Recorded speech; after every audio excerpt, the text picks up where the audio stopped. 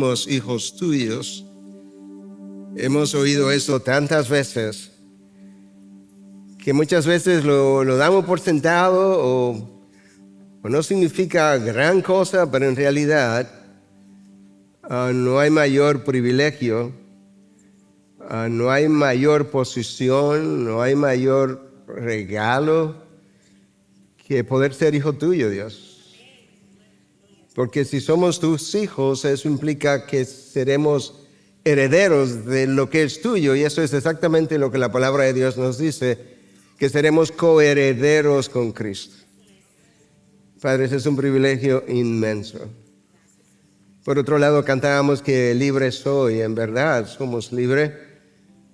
Señor, pero recuérdales a muchos de tus hijos que esa libertad comienza con libertad del pecado, pero no se limita, no se detiene allí, sino que es también libertad de toda preocupación, porque tú gobiernas el universo.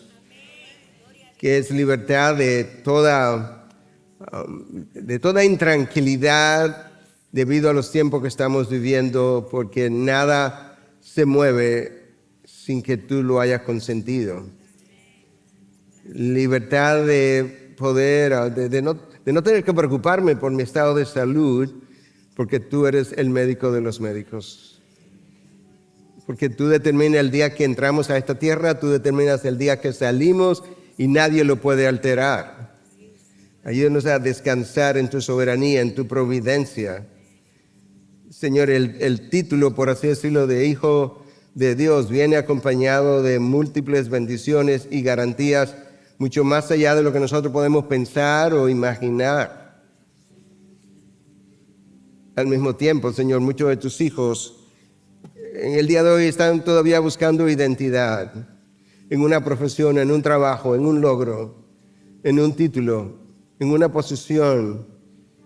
Señor, ayúdanos a recordar que los hijos de Dios tienen su identidad en Cristo y nadie puede alterar esa realidad.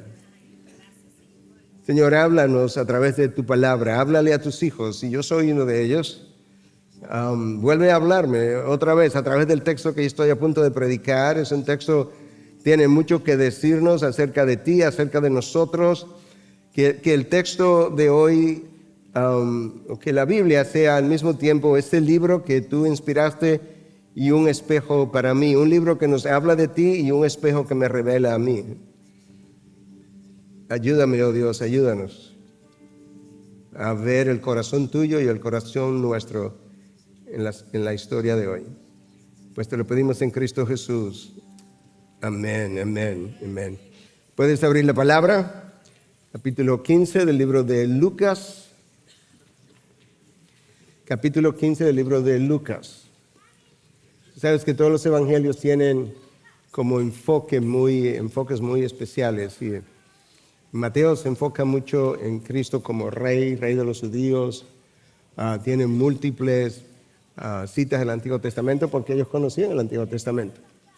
Marcos se enfoca mucho en Cristo como el siervo, Marcos 10:45, que el Hijo del Hombre no vino a ser servido, sino para servir, porque está muy enfocado en los romanos, la clase gobernante. Cristo vino a servir a los hombres. Lucas, donde está nuestra historia, de manera muy peculiar, se enfoca en Jesús como ese ser humano, pero es ahí donde tú encuentras los encuentros con Cristo, la mayoría de los encuentros con Cristo, lidiando con el pecador, el que no es judío. Todos somos pecadores, lo sabemos.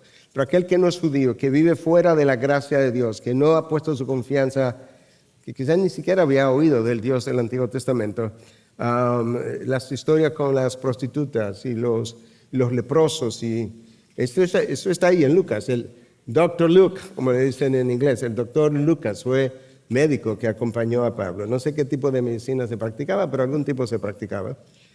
Entonces ese es donde está el texto de hoy, y no es de sorprendernos por lo que vamos a ver prontamente. Yo necesito introducirte al contexto del pasaje, el contexto inmediato. Recuerda que nosotros tenemos un contexto general, que es toda la Biblia, pero tenemos un contexto inmediato, que es exactamente donde el texto está. Bueno, está en Lucas 15. ¿Y qué está pasando en Lucas 15?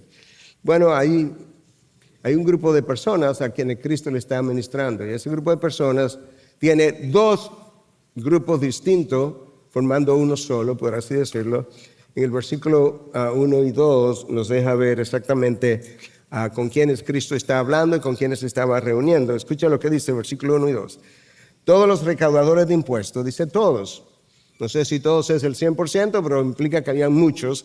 Todos los recaudadores de impuestos y los pecadores se acercaban para oír a Jesús. Y los fariseos y los escribas murmuraban. Ahí están los pecadores y los fariseos y los escribas, pero este segundo grupo está murmurando. Esto es lo que dicen. Este recibe a los pecadores y come con ellos.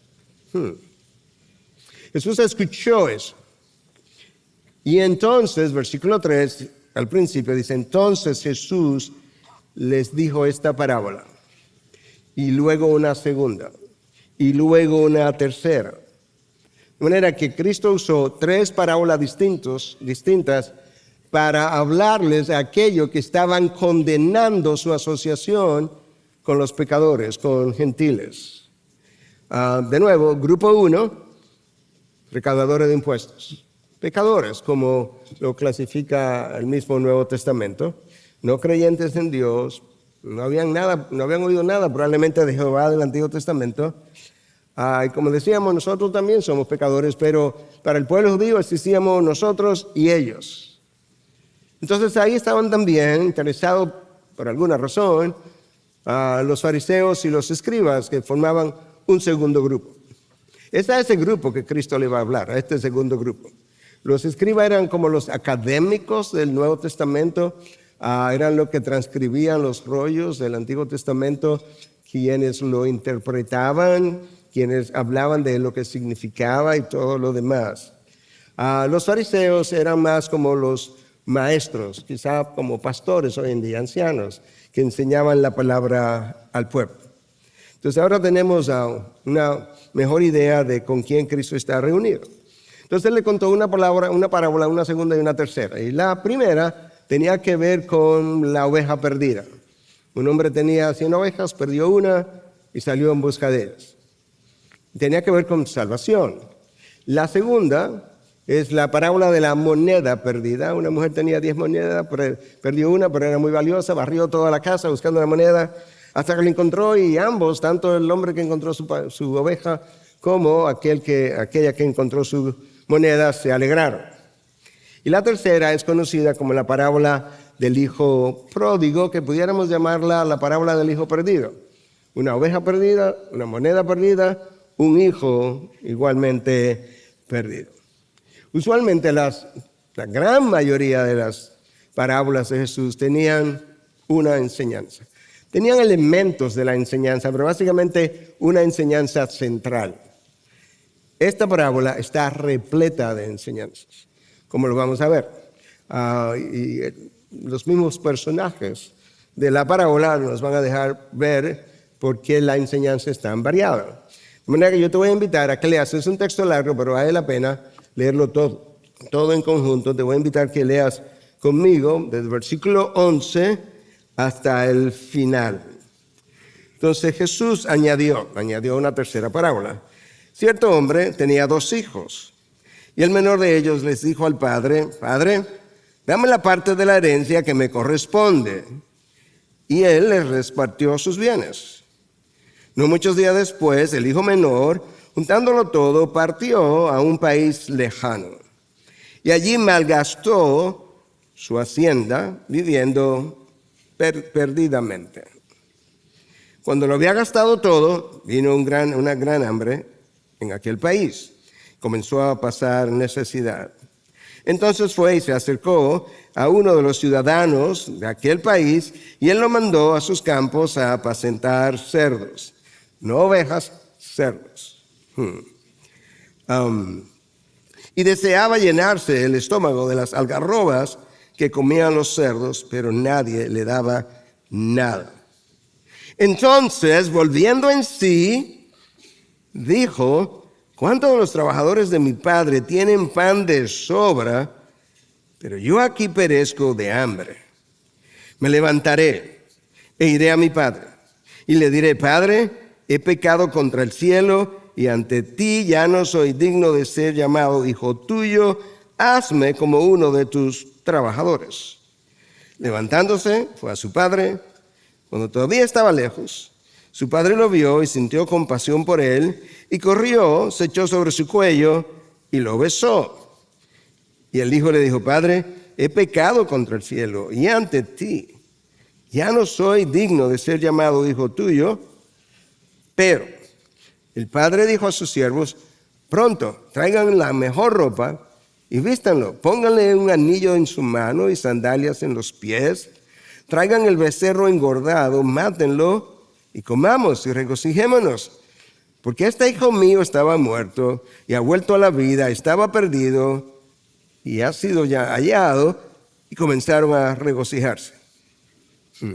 Su hijo mayor estaba en el campo, y cuando vino y se acercó a la casa oyó música y danzas. Llamando a uno de los criados, le preguntó: ¿qué era todo aquello? Y él le dijo: tu hermano ha venido y tu padre ha matado el becerro engordado porque lo ha recibido sano y salvo. Entonces él se enojó y no quería entrar. Salió su padre y le rogaba que entrara. Pero él le dijo al padre: mira, por tantos años te he servido y nunca he desobedecido ninguna orden tuya. Y sin embargo, nunca me has dado un cabrito para regocijarme con mis amigos. Pero cuando vino este hijo tuyo, que ha consumido tus bienes con rameras, mataste para él el becerro engordado. Y su padre le dijo: hijo mío, tú siempre has estado conmigo y todo lo mío es tuyo. Pero era necesario hacer fiesta y regocijarnos, porque tu hermano, estaba muerto y ha vuelto a la vida, estaba perdido y ha sido hallado. Ok, tenemos una idea ahora de la historia. No sé cuántos de ustedes saben lo que significa la palabra pródigo. La repetimos, pero no necesariamente entendemos lo que significa. El diccionario de la Real Academia dice: dicho de una persona que desperdicia y consume su hacienda en gastos inútiles, sin medida ni razón. Ahora tú entiendes mejor por qué le llaman la parábola del hijo pródigo. Entonces, en la parábola hay tres personajes. Está el hijo menor, que pidió lo que le tocaba de la herencia. Está el hijo mayor, que no hace ese reclamo, que se queda en la casa, y el hijo menor es el que se marcha. Y luego está el padre de ambos, que claramente, como él reacciona en cada ocasión con cada hijo, muestra su corazón bondadoso. Yo he titulado el mensaje de esta mañana: la bondad de Dios que recibe al pecador arrepentido. La bondad de Dios que recibe al pecador arrepentido. Yo lo que quiero hacer, para que podamos ver las múltiples enseñanzas que la parábola tiene, es que podamos lidiar con cada personaje por separado. Tomemos el hijo menor, luego tomemos al padre que recibe al hijo, y luego finalmente tomemos al hijo mayor. De acuerdo con la ley de Moisés, Deuteronomio 21:17, y lo quiere buscar después, los hijos recibían la herencia del padre. El primogénito recibía 2/3 de la herencia, una herencia mayor que los demás hijos. Recibiría el doble que los demás. En este caso, el hijo menor recibiría 1/3, el hijo mayor recibiría 2/3 de la herencia. Pero tenemos que conocer la cultura de aquel tiempo, de manera que podamos ahora situar el texto en el contexto cultural de dónde se dio, para que podamos ver de manera más clara lo horripilante que fue esta petición de que me des mi herencia de antemano. Era inconcebible en la cultura de Medio Oriente que un hijo pudiera pedir algo como eso. Era vergonzoso que lo hiciera, vergonzoso para el padre, pero peor aún, era hiriente, porque era como decirle: en realidad yo desearía que tú estuvieras muerto, pero como no está, dámelo ahora en vida. Curiosamente, el padre no ofreció ninguna objeción. Y nosotros vemos en el versículo 13 que poco tiempo después de haber recibido la herencia, el hijo entonces lo juntó todo y partió para un país lejano. Bueno, si lo juntó todo y él recibió probablemente bienes, pues quizás de alguna manera lo hizo efectivo para poder llevárselo. Y sobre todo se iba a ir tan lejos. Ten en mente que el hijo menor ha vivido siempre en la casa del padre, de manera que él no tenía experiencia viviendo fuera de la casa sin supervisión ni autoridad sobre él. No tenía experiencia manejando dinero. No tenía ninguna experiencia probablemente manejando tentaciones sin estar rodeado de personas familiares a él, que tuvieran cercanía con él. Lamentablemente, aunque esas cosas que te acabo de mencionar, que él no tenía experiencia, usualmente tienden a llenar de temor a las personas. Cuando alguien está deseoso de vivir sus placeres, como que ese temor se esfuma y a pesar de la juventud y de la inexperiencia, pensamos que podemos manejarlo todo y conquistar el mundo. Y probablemente este hombre pensó algo como eso. Ahora, el texto no dice que él se mudó fuera de la casa, porque como que tendría sentido, un poco más de sentido, me voy a mudar fuera de la casa, pero me quedo aquí. No, me voy a otro país. Y tampoco un país cercano, a un país lejano. Yo no sé si tú lo has notado, pero cuando de pecar se trata, usualmente esa es la elección del ser humano. Déjame darte una idea, una ilustración de la vida real. En Estados Unidos hay una ciudad conocida por sus casinos, conocida por su vida nocturna. Es una ciudad que hay tanta celebración de los deseos de la carne que ha sido bautizada con un nombre, no por los cristianos, por el mundo secular, como The Sin City, la ciudad del pecado. Esa ciudad es Las Vegas. Y Las Vegas tiene un eslogan que dice, "What happens in Vegas, stays in Vegas." Oh, tú lo conoces también. Lo que ocurre en Las Vegas se queda en Las Vegas. Como quien dice, ven aquí, que aquí todo el mundo está pecando y nadie va a hablar de tu pecado. Lo que ocurre aquí, aquí se queda. Pero no es cierto, porque lo que ocurre en Vegas o en Santo Domingo, si es pecaminoso, puede estar oculto, pero es un escándalo en el cielo.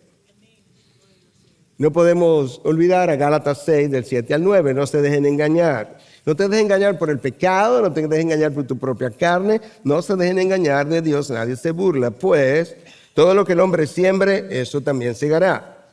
Porque el que siembra para su propia carne, de la carne segará corrupción.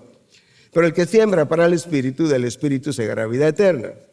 No nos cansemos de hacer el bien, pues su tiempo, si no nos cansamos, segaremos. Ok, yo quiero que tú veas a lo largo del camino con cuál de estos personajes tú te identificas. Porque el hijo menor en cierta medida nos representa a todos nosotros. Sobre todo antes de venir a Cristo. Donde nosotros habíamos oído de este Dios de la Biblia, habíamos oído de Jesús como Salvador del mundo, pero no teníamos ningún contacto con Él. Pero también representa a algunos de los hijos de Dios que ya después de haberle conocido, se dejaron engañar. Lo que no debieron haber hecho, de acuerdo a lo que Pablo escribió a los Gálatas, se dejaron engañar, se alejaron de Dios y como que perdieron la cabeza, decimos nosotros, y entre ellos nosotros pudiéramos citar al gran rey David y a su hijo Salomón. Y uno pudiera preguntarse, ¿qué hace que una persona que conoce a Dios, que ha escrito salmos, como David, qué hace que una persona con toda la sabiduría del mundo, más que cualquier otro que haya venido antes de él o después de él, como Salomón, pueda perderse de tal manera que sus pecados 3,000 años después se siguen hablando? Bueno, es que lamentablemente la inclinación de la carne la inclinación de la naturaleza humana, aún después de nacer de nuevo, cuando tú vienes a los caminos de Dios, no se pierde por completo esa inclinación. Y eso es lo que hace que frecuentemente, a lo largo del camino, la carne quiera empujarnos en otra dirección. Nosotros queremos ser independientes y autónomos. No nos gustan las restricciones. Por eso que encontramos la ley de Dios gravosa. Tú me has oído hablar de eso múltiples veces. Dios dice, mis mandamientos no son gravosos. Los hijos de Dios se encuentran en la ley de Dios gravosa. Odiamos someternos a otros. Rechazamos tener que rendir cuentas y por tanto no nos reportamos. Queremos vivir nuestros deseos, nuestros sueños y ambiciones. Es frecuente que los jóvenes quieran salir de su casa. De esa manera no tienen que rendir cuenta a nadie. Pero si yo me puedo ir lejos, todavía mejor, porque de esa manera nadie se entera. Eso es lo que está pasando en esta parábola. Él tomó la decisión no solamente de recolectar su herencia, quizá cambiarla por algún tipo de moneda de cambio, y en ese momento él solo estaba pensando en él mismo. Él no le importó si eso iba a herir a su padre, romper el corazón de su padre, si lo iba a avergonzar delante de la comunidad judía.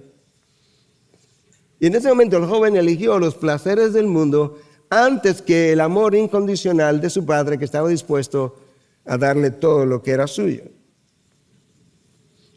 Quizá nos extrañe cómo que el padre recibe esta petición y de inmediatamente le dijo, está bien, mijo, yo te la doy. No se opuso, no discutió con él, se la entregó. Pero yo creo que quizá Dios nos está tratando de enseñar aún a través de ese gesto algo acerca de la naturaleza del amor verdadero. El amor verdadero presupone algo compartido de aquí para allá y de allá para acá. El padre no hacía nada con tener un hijo en la casa que realmente no quisiera saber de él, que no lo amaba, no lo valoraba, porque eso no es como se supone que el amor es. Recuerda que en el Evangelio de Juan, en Juan 6, se nos narra una ocasión cuando muchos de los discípulos oyeron ciertas enseñanzas acerca de Jesús y ellos decidieron salir. En ese momento Cristo se voltea para donde sus discípulos y les dice, ¿y ustedes se quieren ir también? Bueno, en otras palabras, el amor no puede ser forzado. Si ustedes no quieren estar conmigo, se pueden ir. De hecho, en ese momento Cristo le está diciendo, esta es mi invitación a hacerlo ahora incluso. No sé si en el padre de la parábola había una idea como esa. Bueno, si realmente tú no quieres estar aquí, si tú no amas a tu padre, yo puedo forzarte a quedarte, pero al final no puedo forzarte a amarme. Porque el amor tiene que ser bilateral. Es como si el padre le hubiera dicho al hijo, ¿sabes qué, hijo? Si yo voy a ser un estorbo en tu vida, yo me quito del medio. Esto es lo que tú quieres, lo puedes tener. Y si quieres salir, te puedes ir. O quizás la parábola también nos está ayudando a entender que lamentablemente muchos de nosotros necesitamos cosechar las consecuencias antes de devolvernos. Entonces el texto nos dice que el hijo se fue a otro país y que ese país era lejano, pero el hijo no necesitaba otro país, él necesitaba otro corazón, muy distinto. El joven se perdió, pero ¿sabes qué? Él se perdió antes de salir. Él se perdió de una manera al salir, pero él se perdió antes de salir. Él estaba perdido en su egoísmo y por tanto él no le importó si al padre eso lo iba a herir. Para nada. No le importó los días de soledad que el padre quizás iba a experimentar y el rechazo que el padre con el que se iba a quedar. Él estaba perdido en su ingratitud porque él no podía apreciar lo que ya había recibido del Padre, de la misma manera que nosotros muchas veces en nuestra ingratitud nos quejamos porque no apreciamos lo que ya hemos recibido del Padre Celestial. Él estaba perdido en su rebelión. Y por eso él hizo algo que en esa cultura, la cultura lo detestaba, cosas como esa. Era altamente reprochable. Y el texto nos deja ver que incluso cuando él le pidió al padre su herencia, y él tenía planes. ¿Cómo lo sabemos? Bueno, porque dice que no muchos días después, en otras palabras, a los pocos días, el menor, juntándolo todo, partió a un país lejano y allí malgastó su hacienda viviendo perdidamente. La Nueva Traducción Viviente dice, derrochó todo su dinero en una vida desenfrenada. El hermano mayor, lo veremos más adelante, no sé si fue que lo supo, lo presumió o eso era lo que se acostumbraba, pero dice que él gastó su dinero en rameras. Él gastó todo lo que tenía y en ese preciso momento, en el país donde él estaba, también se acabó el alimento. Había una hambruna que llegó. O sea, él no tenía dinero, pero tampoco había alimento. Lo que hubiese hecho el alimento más caro entonces para ser conseguido. Conoció a alguien y a esa persona que conoció le pidió que le diera trabajo y esa persona le dio trabajo. Pero le dio trabajo para que fuera a apacentar cerdos, animales que ellos consideraban inmundos, de acuerdo a la ley de Moisés incluso. Y ahora él tenía que alimentar a estos animales inmundos. ¡Wow! Él tenía tanta necesidad, probablemente los trabajos no abundaban, que él no tuvo otra opción que no fuera cuidar de cerdos. Pero él no había llegado a su final todavía. Él tiene una bancarrota financiera, no hay duda. Lo gastó todo. Quizá él pensaba que lo que el padre le dio le iba a durar para siempre.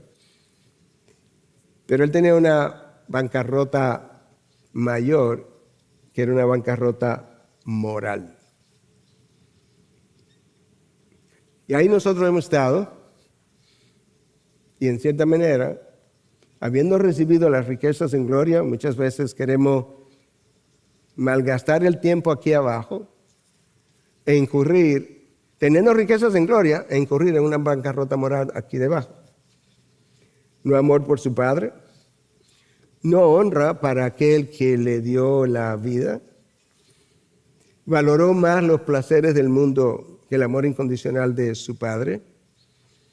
Y como dije ya más de una vez, yo creo, en cierta medida el hijo menor nos representa a nosotros. Aunque Cristo le estaba hablando, recuerda, le estaba hablando a los escribas y fariseos que lo condenaron y le estaba hablando de este otro grupo que estaba ahí que eran pecadores y él está diciendo, sí, yo sé.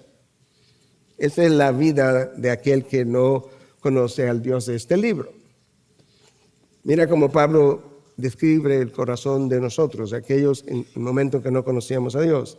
En Tito 3, versículo 3. Porque nosotros también en otro tiempo éramos necios, desobedientes, extraviados, esclavos de deleites y placeres diversos. Es interesante que Pablo dice, vivíamos. O sea, Pablo se incluye, pero Pablo era judío, era fariseo de fariseos, de manera que esto no es simplemente el corazón de aquellos que no conocen al Dios de la Biblia, es el corazón del ser humano después de la caída. Escúchalo otra vez, éramos necios, desobedientes, extraviados, esclavos de deleites y placeres diversos, viviendo en malicia y envidia, aborrecibles y odiándonos unos a otros. Así estaba viviendo este hombre. Así estaba este joven. Y ahora sin dinero, sin opción. Su degradación llegó hasta tal punto que él alimentaba a los puercos con una comida barata y deseaba comerse su comida, porque no había comida humana para él. Había poco y de lo que había probablemente era caro y él no tenía dinero. La pregunta es, ¿cómo es que él llega de la condición de hijo del rey, príncipe, a alimentar puercos y querer comerse su comida? ¿Cómo es que él llega a esa bancarrota, no la financiera, la moral? El problema es, hermanos, que el pecado Como decía alguien, el pecado es como un amo. Tú sabes, como los amos del pasado. Los amos tenían esclavos. Y habían amos sumamente dominantes, malvados. El pecado es un amo terrible, decía alguien. Es cruel. Te destruye. A él no le importa. Pero antes de destruirte, él te engaña. Y te hace ver que él es disfrutable. Que él es algo que realmente tú puedes desear. No solamente que debiera desear. Y este joven quería irse lejos, que nadie se entere. Es como aquella historia que te conté hace mucho tiempo ya. No sé si algunos la recordarán. Creo que fue Malcolm Muggeridge. Fue una intelectualidad inglesa que se convirtió al cristianismo. Y él tenía un deseo que mucha gente tiene, de irse lejos, de estar lejos en un viaje y poder tener otra mujer. Él estaba casado. Él se fue a bañar al río, estaba en la India, bien lejos, y vio una mujer topless en el río y pensó, esta es mi oportunidad. ¿Te das cuenta? Él pensó que fuera un lugar lejos, un país lejos, como este joven. Así nadie me conoce. Y él comienza a nadar hacia esta mujer a toda velocidad. Y ella estaba de espalda y de repente ya se voltea y él ve una cara completamente deformada por la lepra. Y dice que su cara fue horripilante. Y así como la vio, así mismo él se dio media vuelta y comenzó a nadar otra vez en dirección opuesta. Y mientras nadaba, entendió él que Dios le mostró: su cara no es tan horripilante como tu propio corazón. Bueno, esto es, este joven se quiere ir lejos. El pecado nos engaña y el problema es que cuando estamos engañados nosotros no vemos el pecado nuestro, pero tampoco lo queremos ver. Porque el pecado es tan poderoso que me aleja de Dios. Esto representa a Dios, me aleja de Dios. Y para yo ver mi pecado, sobre todo para ver lo horrible en mi pecado, hay una sola manera de poderlo hacer. Yo necesito estar cerca de Dios para que su carácter confronte el mío, como el profeta Isaías fue confrontado cuando se encontró con Dios. Mientras yo esté lejos de Dios, yo no voy a ver mi pecado. De hecho, es frecuente que cuando personas entran en una vida de pecado, tienden a alejarse de la comunidad de creyentes, porque hay un contraste entre lo que oigo, lo que veo y lo que vivo. Pero hay otra razón por la que yo no veo mi pecado. Es que, bueno, si no soy creyente, no tengo el Espíritu, por un lado, y si soy creyente, no tengo llenura del mismo Espíritu, pero es el Espíritu que me da convicción de pecado. Y en esas condiciones no la voy a experimentar. Además, lejos de Dios, no tengo luz. Y sin luz no puedo ver mi interior. Hermanos, recuerden, esta parábola, el Padre representa a Dios. Los dos hijos nos representan a nosotros en diferentes posiciones o versiones, por así decirlo. Si hay algo que nosotros tenemos que reconocer, es que toda persona vive tan lejos o cerca de Dios como Él quiere. Dios no tiene, nosotros decimos caritas, como que no, fulano vive muy cerca de Dios porque él es carita. No, eso es acusar a Dios. Yo sé que a veces lo decimos bromeando, pero cuando estamos hablando en serio, no, eso es acusar a Dios de ser elitista, de hacer acepción de personas. Pero hay personas claramente que están más cerca de Dios, claro, porque él o ella decidieron estar así de cerca de Dios, y otros que no están tan cerca porque ellos así decidieron no están tan cerca. Todos o ambos tienen una invitación de parte de Dios a disfrutar comunión con Él íntimamente todos los días. El problema es que la intimidad con Dios me impide el disfrute de mi pecado o mis deseos. Y hasta ahí no quiero llegar. El joven se mantuvo lejos mientras había dinero. Ahora en la necesidad, ahora pienso en mi padre. Como muchos en la necesidad, entonces se acuerdan de Dios. El joven, dice el texto, que volvió en sí. Yo no creo que eso esté ahí por accidente. O sea, lo que el Espíritu Santo, que inspiró la palabra, lo que nos está diciendo es, cuando la gente vive de esa manera, ellos están locos. Ellos perdieron la razón, perdieron la sabiduría, si tenían alguna. Perdieron el discernimiento, son torpes. Y el texto dice, cuando volvió en sí. Tú has oído esa expresión en otro contexto. Alguien se desmaya y entonces luego alguien está relatando qué pasó y dice, y cuando él volvió en sí, o sea, estaba como en no. Cuando él volvió en sí, él no tenía conocimiento de lo que había ocurrido. Así es el hombre en su pecado. Y entonces cuando volvió en sí de nuevo, entonces ahora volvió a la razón y calculó y dice, ¿cuántos de los trabajadores de mi padre tienen pan de sobra, pero yo aquí perezco de hambre? Pero el hambre que él sentía, por lo menos en ese momento, era física, pero ese no era su problema. Él tenía un hambre y una sed espiritual, pero no lo sabía. Su alma estaba hambrienta. Su alma estaba sedienta. Probablemente eso mismo lo sintió viviendo con su padre. Pero él no pensó que la solución estaba ser saciado allá adentro, sino que yo me voy a saciar allá afuera, como frecuentemente ocurre. Pero como ya volvió en sí, él dice, bueno, me levantaré, iré a mi padre y le diré, Padre, he pecado contra el cielo y ante ti. Volvió en sí el muchacho. He pecado. Ahí comienza su admisión. Ya no soy digno de ser llamado hijo tuyo. Él está entendiendo que el padre lo considere hijo es otra cosa, pero él no es digno de ser llamado hijo tuyo. Por tanto, hazme como uno de tus trabajadores. Otras Biblias dirían, hazme como uno de tus jornaleros. Algunos jornaleros estaban peor que ciertos esclavos, porque el esclavo vive en la casa del amo. Y habían amos más o menos buenos, que desarrollaban incluso una buena relación con sus esclavos. Y ahí ellos tenían comida segura. El jornalero venía en la mañana, trabajaban por un pago por día.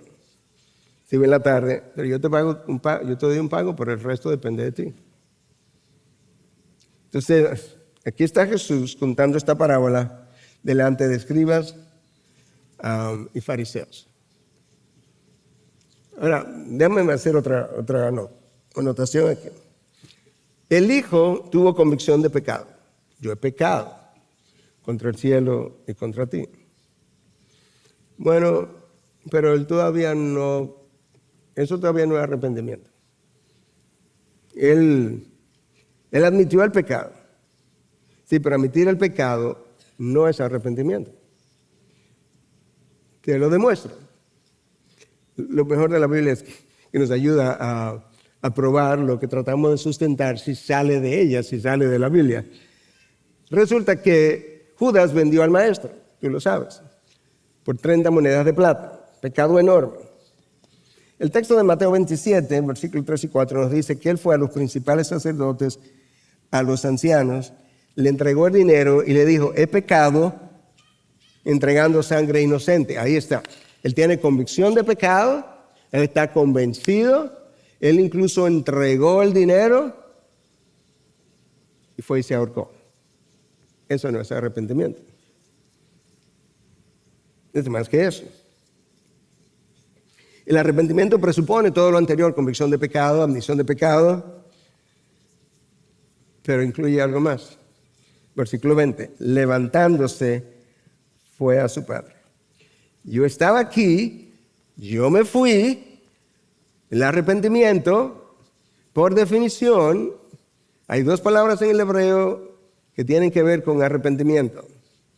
Y una de ellas tiene que ver con devolverme, en U decimos nosotros, devolverme hacia atrás. Implica dos cosas: yo me alejo del pecado, yo me acerco a Dios. Este hombre se estaba alejando de su pecado y acercándose a su Padre, que es la ilustración. Ahora sí estamos hablando. Pero ahora nota que cuando él llega donde el Padre, él no se justifica. Él le dice: Padre, perdóname, yo era muy joven, yo no sabía lo que hacía. Yo no tenía experiencia. Tú has oído cosas así, ¿verdad? Si yo hubiese sabido, no, él no habla de eso. Nota que él tampoco le dice: Padre, mira, yo pequé grandemente, pero voy a ver si tú puedes aminorar mis consecuencias. No, él sabe que él es indigno. La pregunta es si tú y yo lo sabemos. Él sabe que él es indigno de todo mérito. Probablemente se devolvió con una ropa sucia, probablemente la misma ropa que usaba día a día, probablemente rota. Escucha este comentario de Phil Ryken en su comentario, valga la redundancia, de Lucas sobre esta parábola. Él dice: el hijo pródigo fue la imagen correcta de la degradación a la que llegamos cuando nos entregamos al poder del pecado. La imagen correcta. Este hombre perdió su dignidad humana. O sea, hay un valor en la imagen de Dios en tu vida. Él perdió su dignidad humana como hijo de Dios. Ahí está el corazón del primer hijo. Llega donde el Padre. Veamos el corazón del Padre. Cuando estaba todavía lejos, su padre lo vio y sintió compasión por él. ¿Cómo? ¿Tú te fuiste? ¿Me hiciste dividir la herencia? Ahora viene en bancarrota. ¿Tú tienes compasión por él? Y corrió. Se echó sobre su cuello y lo besó. Y el hijo le dijo: Padre, he pecado contra el cielo y ante ti. Ya no soy digno de ser llamado hijo tuyo. Él no solamente pensó lo que le iba a decir al padre, él se devolvió y fue a decírselo. Ahora estamos hablando de arrepentimiento. Lo impresionante del corazón de este padre es que él ni siquiera espera que el hijo llegue. O sea, el padre no dice: ese es mi hijo. Luce como mi hijo, sí. Pero mira cómo luce, todo rota la ropa, sucia. Ahora sí, seguro, como se le acabó el dinero, ahora va a venir a pedirme dinero. Seguro. Para hacer lo mismo otra vez. No, es que no cuente conmigo. No, él tuvo compasión de él y lo besó. Y le dijo: Padre, he pecado contra ti. Corrió para encontrarlo. De nuevo, imagínate, estamos en el primer siglo, cultura hebrea. Tu ropa es una bata larga. La gente, usualmente, la persona ya como un padre se dice, ¿verdad? Probablemente no corría porque tú corrías riesgo de tropezarte en la misma bata que usabas. Pero él no fue caminando, él fue corriendo. Incurrió en el riesgo, por así decirlo, y comenzó a besarlo. Eso está ahí. Versículo 20. ¿Tú puedes creer que Charles Spurgeon predicó un sermón de 7 puntos sobre los besos del padre hacia su hijo? No, aquí estoy yo con Lucas 15, un texto largo, y Spurgeon toma un verso de besos de un padre hacia su hijo y hace 7 puntos de él. Y él dice que sus besos representaron mucho amor, número 1, y lo fue desarrollando. Número 2, un gran perdón. Número 3, una restauración completa. Número 4, una expresión extrema de gozo. Número 5, una extrema confianza. Número 6, una seguridad de salvación fuerte. Y número 7, una íntima comunión. Hasta deseo tengo yo de predicar ese sermón ahora, de ese mismo verso. Wow. El padre ni siquiera le pidió una explicación. Ya lo hubiera pedido. Otro autor de nombre Kenneth Bailey dedicó su vida a estudiar las costumbres del Medio Oriente. Y él dice que en situaciones como esa y de otro tipo, donde la familia hubiese sido avergonzada, como lo fue, la comunidad judía tenía una ceremonia que se llamaba en hebreo Ketazá, que era una ceremonia de separación, donde la comunidad entera iba a participar. Y no entrar en los detalles, pero una ceremonia que al final la comunidad entera declaraba que este hijo había sido cortado de la familia de su padre y cortado de la comunidad. Se podía ir a otro sitio. Y eso, cuando la comunidad se enteraba de lo que había pasado, si te veían llegar, probablemente corrían para atraparte y llevarte donde tu padre y comenzar a hacer esto.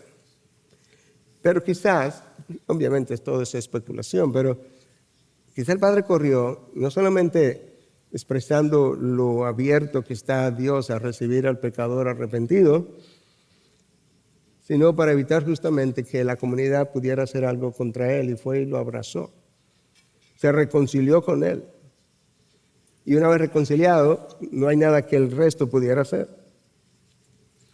Hermano, yo no sé si tú y yo estamos tan apercibidos que tú y yo merecemos el rechazo y la condenación de Dios. Pero en Cristo, Dios Padre nos ha perdonado. Y nos ha hecho promesas extraordinarias. Y si bien es cierto que tengo que confesar mi pecado, yo estoy convencido, así lo practico, que Dios no necesariamente quiere oír cada detalle de mi pecado. Entonces yo me levanté a las 9 de la noche y fui hasta la esquina y doblé a la derecha. Y entonces, no. Pero Él quiere oír de mi pecado. Lo impresionante de la historia es que el padre no solamente va, corre, lo besa, no le pide excusa, sino que Él manda que traigan la mejor ropa. ¡Wow! Pronto, traigan la mejor ropa y vístanlo. Póngale un anillo. La mejor ropa. Bueno, esa ropa que probablemente él traía sucia y rota representa nuestra vida de pecado, nuestro carácter, y Dios nos da la santidad de Cristo, la capa de Cristo, y cubre mi pecaminosidad. Y ahora el padre pidió que le trajeran un anillo. El anillo era símbolo de autoridad. Sí, porque yo lo estoy recibiendo como hijo de nuevo, y él es como un príncipe. Y los príncipes tenían cierta autoridad, y en el caso nuestro reinaremos con Cristo, dice la palabra, 2 Timoteo 2:12. Y el padre da orden que le entreguen a su hijo unas sandalias. Sí, porque los hijos usaban sandalias, no los esclavos. Y él viene descalzo. De manera que el hijo recibió una restauración completa. Pero eso es el corazón del padre en cuanto a recibir al hijo. Pero el padre piensa que lo que ha ocurrido es tan extraordinario que esto hay que celebrarlo. La comunidad debe saber que el padre está celebrando el regreso de su hijo. Versículo 23, traigan el becerro engordado. Este era un becerro que se engordaba al máximo para ciertas ocasiones especiales. Aquí yo recuerdo cuando engordaban un cerdo para diciembre. No sé si eso se usa todavía, pero trajeron el becerro engordado, mátenlo y comamos y regocijémonos. Pero ¿para qué? Es que este hijo mío estaba muerto y ha vuelto a la vida. Así estaba tú, así estaba yo. Estaba perdido y ha sido hallado. Y comenzaron a regocijarse. Lo que Cristo le está diciendo a estos escribas y fariseos que lo cuestionaron: hey, el reino de los cielos no es acerca solamente de la raza hebrea, no, es también acerca de los gentiles. Y Dios celebra en los cielos cuando uno de estos gentiles que ustedes llaman pecadores se arrepiente. La primera parábola que él mencionó fue la parábola de la oveja perdida, pero resulta que cuando él encontró su oveja perdida, él se alegró, se la echó sobre sus hombros y regresó. Al final de esa primera parábola de la oveja perdida, mira cómo Cristo la concluye. Versículo 7 de Lucas 15. Les digo que de la misma manera habrá más gozo en el cielo por un pecador que se arrepiente que por 99 justos que no necesitan arrepentimiento. Pero es como va a ser. O sea, hay 99 justos que no necesitan arrepentimiento, que están en la familia y tú te gozas más con el pecador. Sí, lo que pasa es que el pecador no tiene el gozo, las bendiciones, las promesas que este grupo tiene ya garantizadas. Y qué bueno que podemos celebrar que hay uno más que tiene promesas garantizadas. Y luego le cuenta la otra parábola. Una mujer tenía 10 monedas, se le perdió una moneda. Ella barre toda la casa buscándola, la encuentra. Mira cómo Cristo concluye esa segunda parábola, versículo 10. De la misma manera les digo, hay gozo en la presencia de los ángeles de Dios por un pecador que se arrepiente. Wow. Pero en medio del gozo hay un problema. El padre tiene otro hijo. Es el hijo mayor, el primogénito. Y el hijo mayor, cuando el padre recibió a su hijo, a su hermano, no estaba en la casa. Versículo 25, su hijo mayor estaba en el campo. Y cuando vino se acercó a la casa, oyó música y danzas. Me imagino que él pensó, pero no hay ningún día de fiesta ahora. En nuestro contexto sería, pero no estamos en Navidad o cualquier otra fiesta. De manera que él llamó a uno de los criados. O sea, él no va a entrar a la casa sin saber de qué se trata. Llamó a uno de los criados y le dice, ¿y toda esta bulla, y toda esta música, de qué se trata?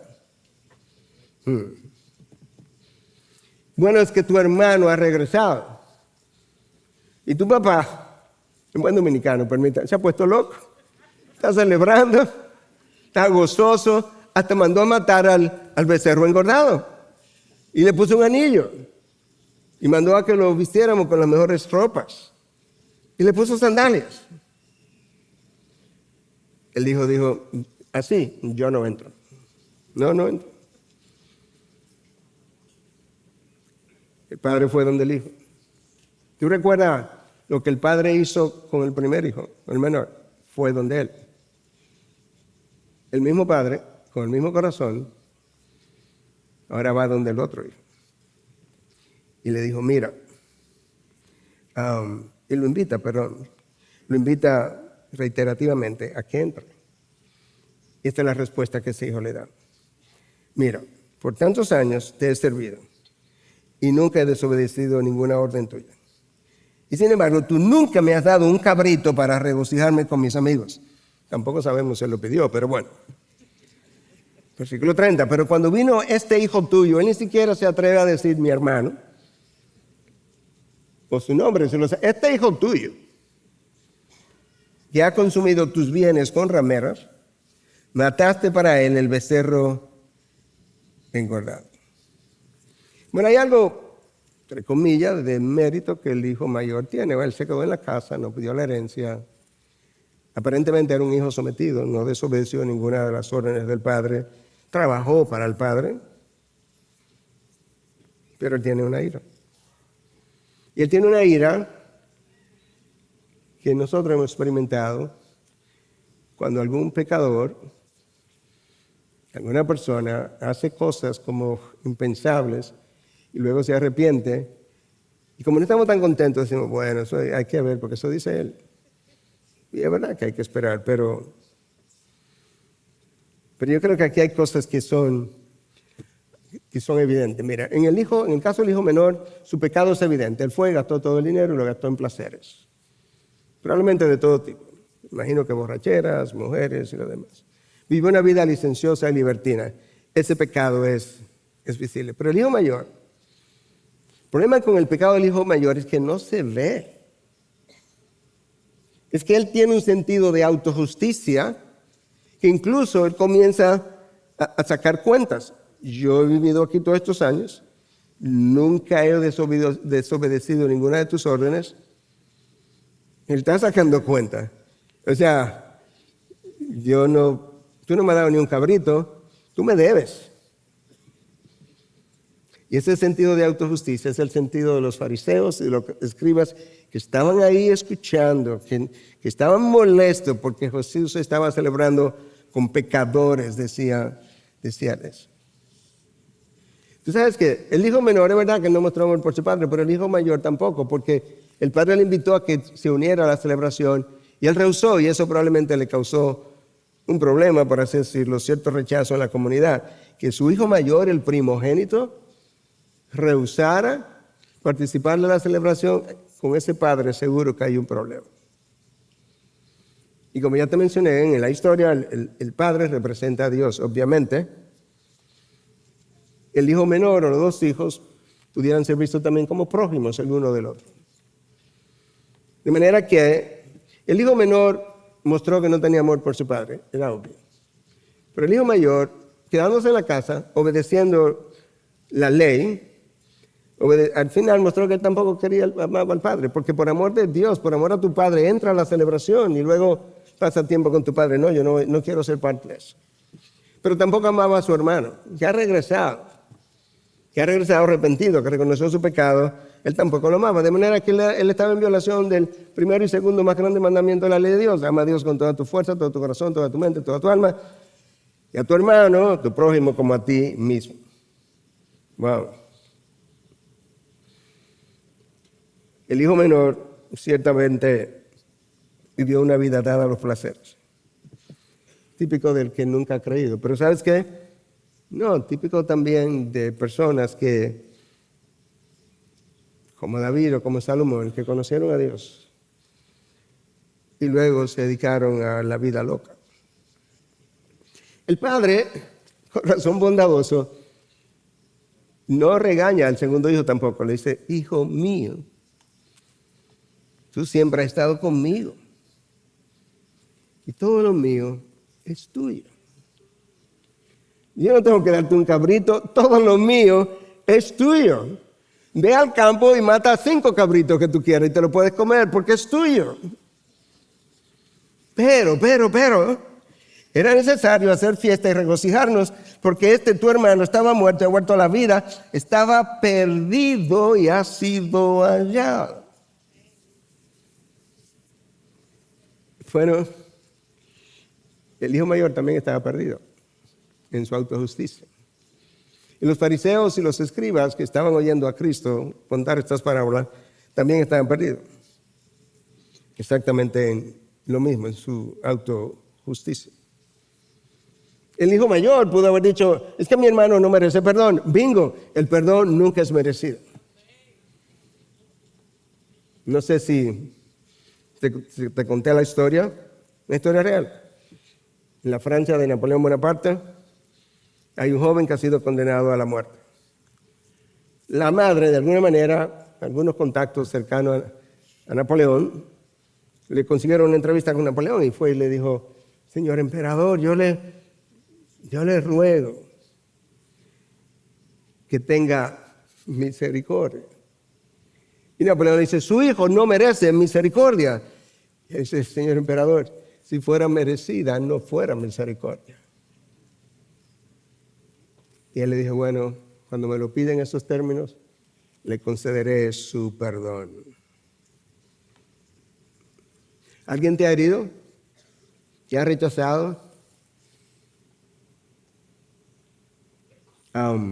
¿Te traicionó? ¿Fue infiel?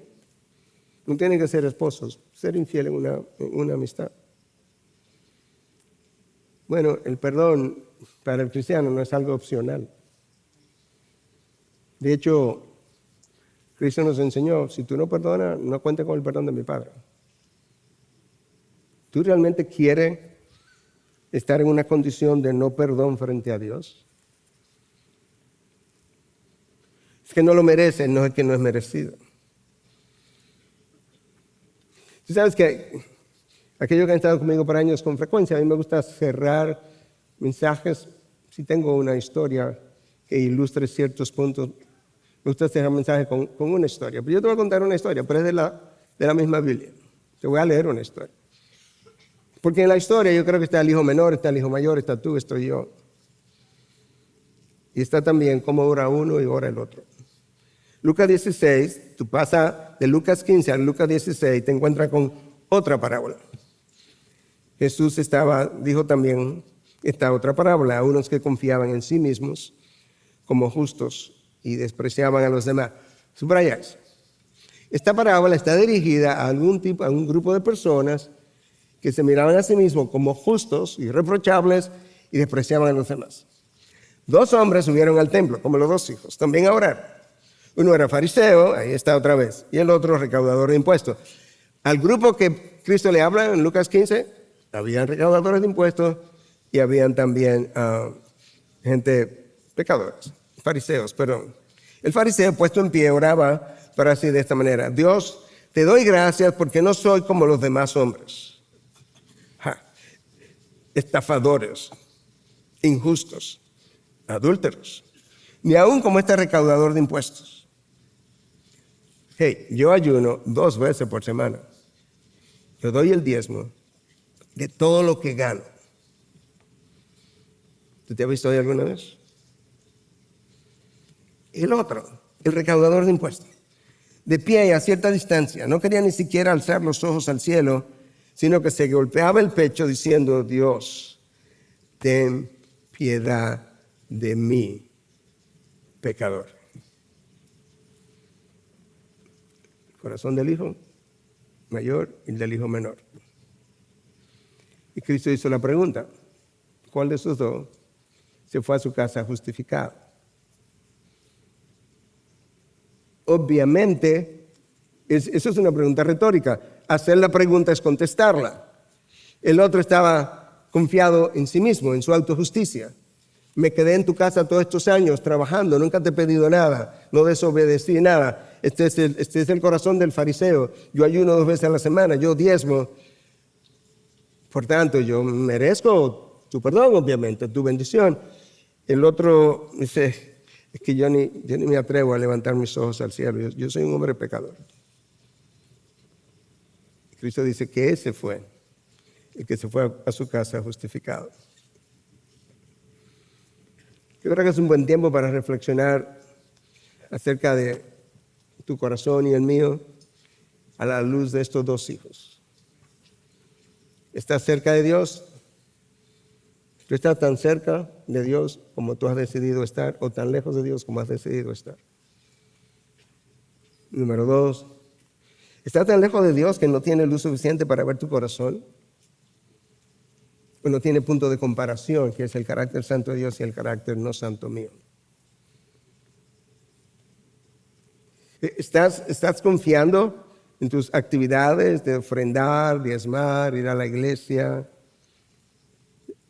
Eso es como mide tu grado de rectitud ante Dios por tu fidelidad a actividades de la iglesia. ¿O hay algo más que no se ve en tu corazón, pero que Dios sí ve,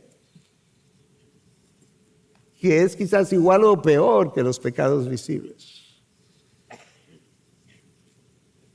¿O estás tú hoy en desconocimiento de otros, viviendo una vida licenciosa que nadie sabe? Quizás no es en un país lejano, pero pudiera ser. Pero quizás es un lugar donde yo visito solo. Que puede ser en tu mismo hogar, frente a una pantalla. Pero este es un buen momento para llamar al arrepentimiento.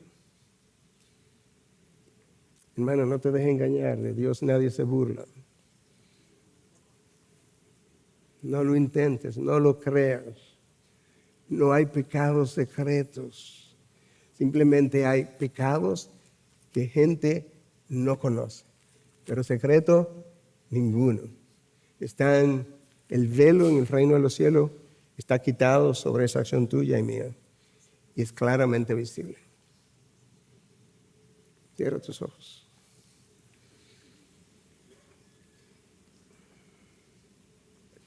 Padre, gracias por tu palabra. Perdona nuestro sentido de autojusticia.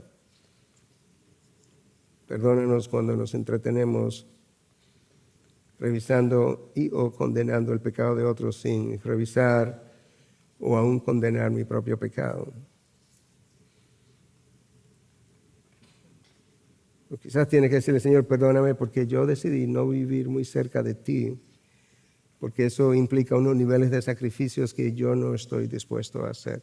De manera que me voy a mantener un tanto alejado, que me permita también disfrutar algo de la otra vida. Si estás ahí en el nombre de Cristo, yo te pido que te arrepientas, hermano, porque no te vas a quedar ahí, serás arrastrado por las aguas de la cloaca moral de nuestros días. Dile perdón a Dios. ¿Y sabes qué? Vas a encontrar a ese corazón bondadoso que recibe al pecador arrepentido. Y dile al Señor, Señor, ten piedad de mí, oh Dios. Ten piedad. Encuéntrame hoy y devuélveme hoy. Dame lo que yo no tengo para ver mi condición interna. Y como el Espíritu pone el querer y el hacer, pon el hacer en mí de manera que me pueda devolver, ir a ti y decirte exactamente lo mismo. Yo he pecado contra el cielo y contra ti. No soy digno de llamarme tu hijo, pero si tú dices que lo soy, yo soy quien tú dices que soy. Recíbeme como tú quieras, pero límpiame de mi pecado. Pues te lo pedimos en Cristo Jesús y su pueblo dice, amén, amén. Gracias por acceder a este recurso. Espero que haya sido de gran bendición para tu vida. Te sugiero que te suscribas a este canal de forma que tú puedas recibir notificación la próxima vez que hayamos subido un nuevo recurso que pueda servirte de instrucción y bendición.